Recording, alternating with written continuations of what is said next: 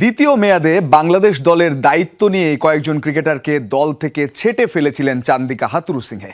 আফিফ হোসেন ছিলেন তার মধ্যে একজন। এরপর সবশেষ ২.৫ বছরে জাতীয় দলে আর সেট হতে পারেননি আফিফ।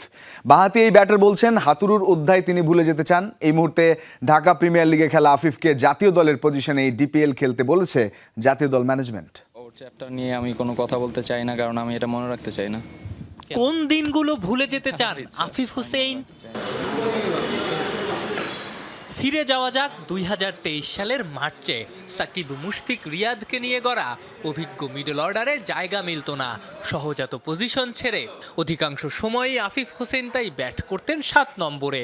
সেখানে অন্যতম ভরসা ছিলেন আফিফ। কোচ হিসেবে চান্দিকা হাথুরুসিংহে ফিরতেই গল্পটা বদলে যায়।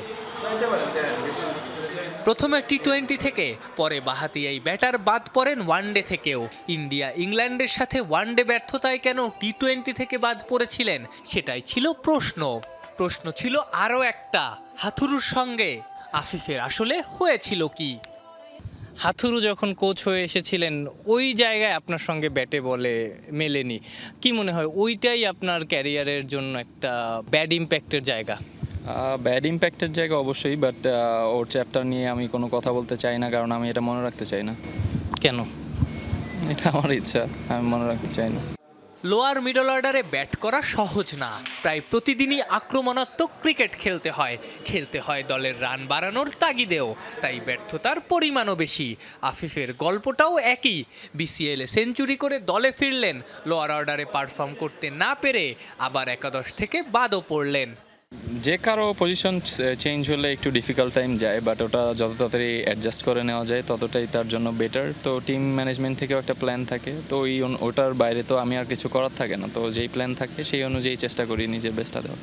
কিন্তু ওটা কি আইডিয়াল আপনার কাছে, কি মনে হয়?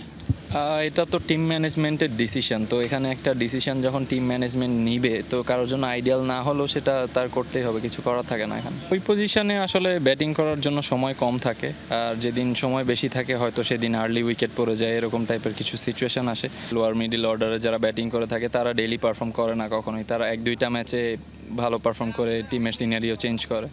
তো আমার মনে হয় এই পজিশনে যারা ব্যাটিং করে তাদেরকে আরও একটু বেশি সুযোগ দেওয়া উচিত। সিলেক্টরদের সাথে এখানে একটা কথা হয়েছিল যে ওখানে যে পজিশনে ব্যাটিং করছি ন্যাশনাল টিমে, চেষ্টা করব যাতে প্রিমিয়ার লিগে ওরকম সিচুয়েশনে যাতে ব্যাটিং করতে পারি, তাহলে জিনিসটা ইজি হবে ওখানে গিয়ে। সামনে অস্ট্রেলিয়া সিরিজ। এই সিরিজের দিকে না, আপাতত ডিপিএলেই আফিফের পুরো মনোযোগ। আফনান পিয়াল, যমুনা স্পোর্টস, ঢাকা।